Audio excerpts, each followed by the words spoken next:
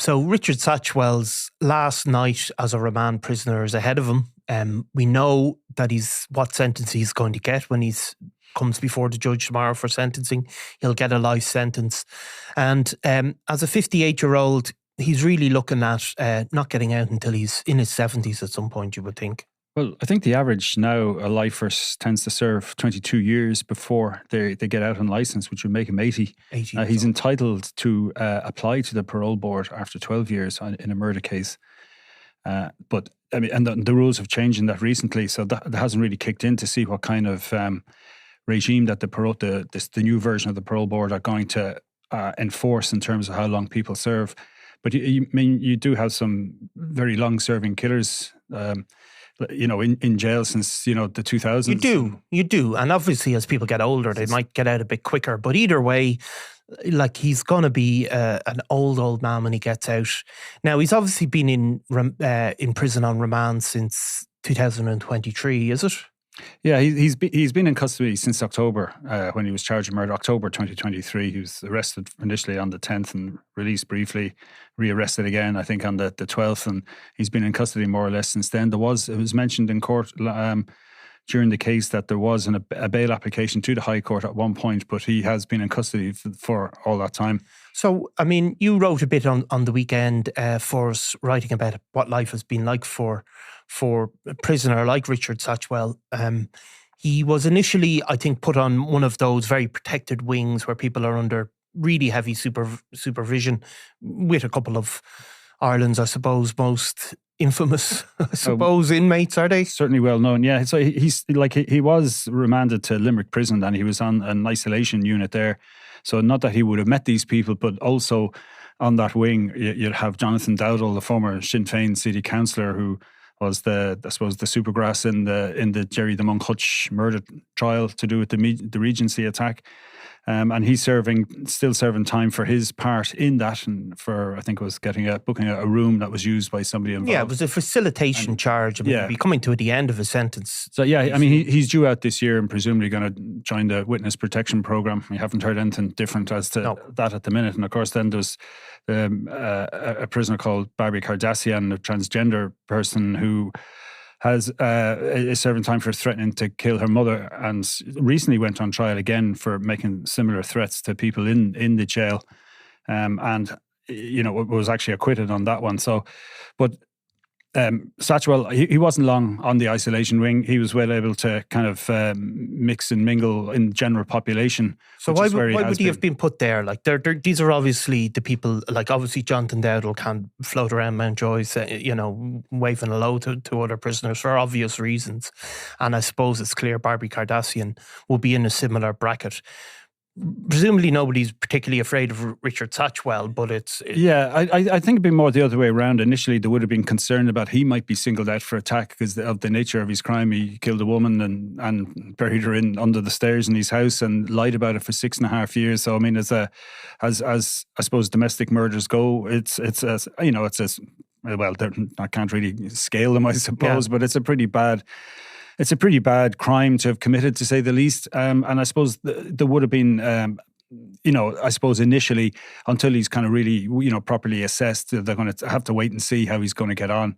And he didn't have a problem, got a job in the kitchen, apparently gained a reputation as being quite the good cook, good chef. I wonder would the people eating the food be put off with the descriptions of the interior of his house over the years? Maybe, well, or maybe not. Certainly be hoping he'd washed his hands. When you heard every single forensic person who came in had their various words from. There was dog feces, there was dishes that hadn't been washed in a long while, or the politest was long-term disarray by one of the more cerebral members of the experts. Exactly, in court. Watering descriptions. No, you wouldn't fancy kind of thinking that this guy's going to be cooking your dinner. So he's in Limerick prison. Obviously, Well, he was in Limerick initially, then he would have been transferred to one of the Dublin prisons for the duration of that. So the chances are, it's not definite, but the chances are he'll end up serving or start serving his life sentence back in Limerick, where he already has a bit of I suppose, he's already kind of laid down a record on how he gets on, and so they have an idea how to handle him, and if there's any unusual things that they know what to look out for, they're already set up there. So, I mean, it's mostly what prison you go to is mostly chosen as a result of geography, really, isn't it? Like, prisoners tend to be housed close to their families, if at all possible, for, to allow them to get visits and conduct their lives as normally as possible, I suppose, under those circumstances, their family lives, because the prison do actually take that into quite seriously. And then obviously there's other, for example, very, paramilitary prisoners or gangland prisoners may go to Portlaoise because of a high security. Presumably Satchwell was in Limerick because of, that's roughly where he's from, I suppose. Yeah, I suppose it would have been a kind of a Munster case. So it's you would have thought other killers that he's serving with would be kind of from places like Clonmel and Waterford. So, but I mean, there's no guarantee. I mean, they can be anywhere. Like, and I suppose the furthest north or remotely, it would be kind of Castlerea and Roscommon in terms of the prisons. But they'd also be limited as well, that you'd have prisons in an area that would be committal prisons. So, for instance, like, in Laois, you have the Midlands, which isn't necessary. Oh, sorry, it is a committal prison for the area. And Mountjoy is in Dublin. So, for instance, like you wouldn't get, you wouldn't be going straight from prison to Wheatfield. You'd be processed through Mountjoy and then assigned. You'd be sent to a prison after some kind of assessment there, and you'd end up being possibly sent to Wheatfield or further afield. You could be sent anywhere in the country. And then, of course, Castlerea would be a committal prison for the West, and Limerick for kind of the Midwest and Munster. Yeah, I mean, a lot of the prisoners, as they get older, a lot of them seem to go to the Midlands. Would that be fair? They have a particular... There's a mix as well. And I mean, like, I think the Midlands, because it has a lot of elderly sex offenders as well, there is more or less a kind of a medical type wing in the prison where, they have all the proper equipment, like adjustable beds that you'd see in old age care homes and stuff like that. And you have carers who come in to help them get dressed and eat their food and do kind of basic kind of, I suppose, behavioural therapy with them. And that wouldn't be the prison staff. These are outside people, hired in to do that work on behalf of the IPS, the Irish Prison Service. But I mean, one of the interesting things I think about... and we'll have to see if this happens, of course, about Satchwell, is the fact that he is English and his family are in England, and that he will be entitled to apply to serve out his sentence in the UK. And that's something that works back and forth. Like, there's a number of Irish people who are serving time in Irish prisons for life sentences that they were given in the UK. Though they don't tend to be sent straight away, do they? They tend to have to serve a period of time before they get that sort of transfer. So it's not necessarily long term. Logan Jackson, who was sentenced to a life sentence for a murder in Limerick City, he was convicted of killing Kevin Shee, a boxer, 20 years of age, in 2019, driving over him in a 4x4 Jeep, and He was moved, I think it was in 2003. So, and the family were quite outspoken. They were unhappy about that. It is something that I suppose that has to be taken into account. But I suppose once somebody's in the prison service, their viewpoint is the welfare of the prisoner. And it'd be obviously a slightly more political issue. It'd be up to a justice minister to block something saying, well, look, we don't feel justice is being served by allowing someone to be transferred to another jurisdiction. But it does happen. So, like, Satchwell has been on remand since charged in October 2023. Now he's been in a prison, Limerick prison, where a lot of people aren't on remand. But does his status change now when he formally becomes a life prisoner? For example, I mean, I think life prisoners, the prison service try to accommodate them with their own single room. I know overcrowding is an issue there. Single cell, even. Single cell, sorry. Well, I suppose it depends on where you want to look at it. Yeah, no, there is that, and there'd be kind of more access to education and I suppose classes or whatever, whether it's arts and craft or woodwork or doing your leaving cert or a degree or whatever it is. There would certainly be more of that. And I think sometimes there would be kind of long-term projects that lifers might be kind of considered first for, like if they're setting up a garden or, an aviary or beehives or something in a prison. Like, it's the lifers are most likely be the ones to get involved in that, simply for the fact that they're there for a long time. Yeah. And as I said, it is kind of 22 years seems to be the average rate. So he is facing a long time. Yeah. And like somebody like Satchwell, I mean, how would you describe him? A very strange man, no matter what way you look at it. Obviously, now we know that he's a killer and he brutally murdered a woman. but he doesn't strike me as the type of person who would thrive in a prison environment. Obviously, he'd be mixed in there with people that have lived lives of sort of casual violence and maybe been involved in the drugs trade and all of that. Or people like Satchwell who are really, maybe not from that background. Are they kept separately, or do they try and keep them keep them separately? It depends on it depends on the individuals, and there are some that would be kept well apart from certain categories of prisoners. But the problem at the moment is that the prison service is full. Like, there's people being transferred just to make room at the minute, which can be disrupting for long-serving prisoners.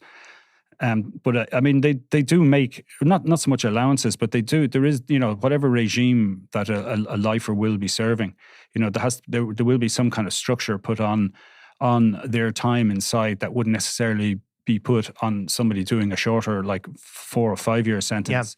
And so that all would be taken into account. But in terms of, like, there isn't, a separate wing with just lifers on it. No. And I mean, like, and Satchwell is not a small guy. Like, he's a big 6'2" man. Yeah. So I mean, he's, I don't think he's going to have any trouble. Like, I mean, we kind of got a one-sided, or really got snapshots of him in court in terms of, we only saw him speak or heard him speak on the Garda interview videos that were played to the court. And of course, it wasn't all of them, it was just some of them. Like, he didn't really he didn't show any emotion during the court in front of the jury. He didn't really react. He kind of got up and walked out when the jury, when the verdict was returned.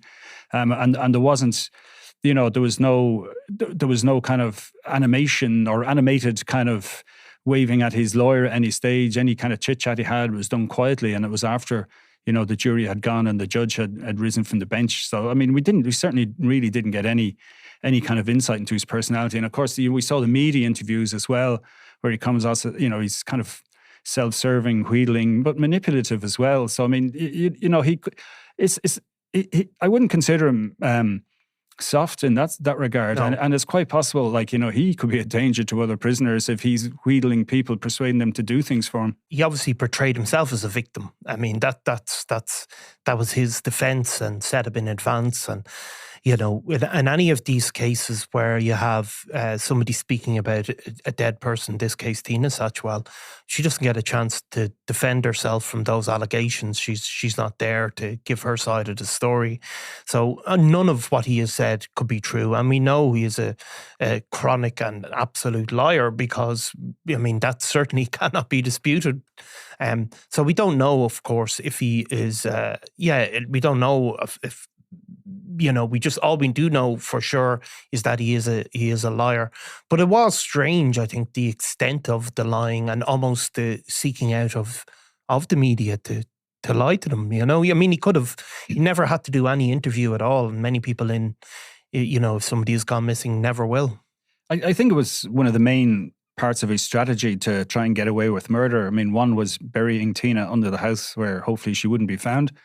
And the second one was then to create this false narrative, to think that she somehow went off on her own bat and disappeared, nothing to do with him. Yeah. Even as he spoke, though, he only cast suspicion on himself. And, we've probably spoken about it before on this podcast, but sometimes with fraudsters, for example, they can't help themselves but think that they're convincing, and that if they speak to the media that they'll convince you that they're innocent people. He had a bit of that going on, I think. Did he? Yeah, well, I think he definitely thought he was getting away with it. I mean, he was probably emboldened by the fact that when they searched his house in June 2017, like 48 days after she died, after she was murdered, 44 days presumably after he buried her, it was about about 41 days after he buried her, the guards searched the house and didn't find her. So I'd say he felt pretty sure that he was going to beat this. Even when he was arrested then in 23 on a murder charge, like, he still was cool out and he wasn't admitting to anything. They even showed him a picture of the cubbyhole. Yeah. The dog had already reacted and told him, we're going to be digging up the house. We're going to be going through the walls.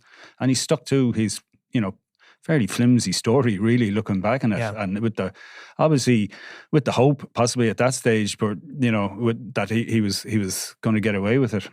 And he still felt quite pitying for himself even after she's found, doesn't he? He drips with self-pity throughout all of those interviews.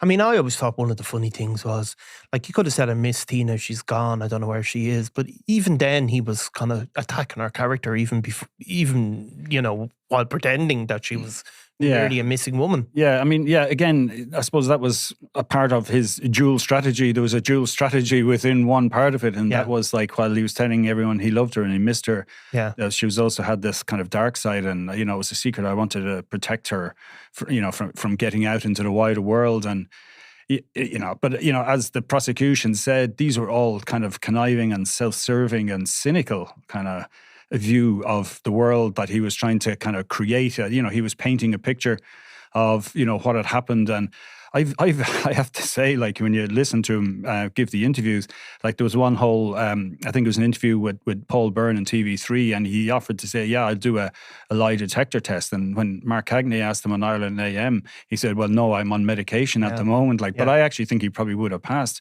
as he was repeating the story so many times, adding tiny, these are just small little things were being added to it. But, he was welling up in, we saw the primetime interview, like, where he takes the glasses off and he's sobbing. Yeah. He can barely speak. And it's great television, I guess, at the time.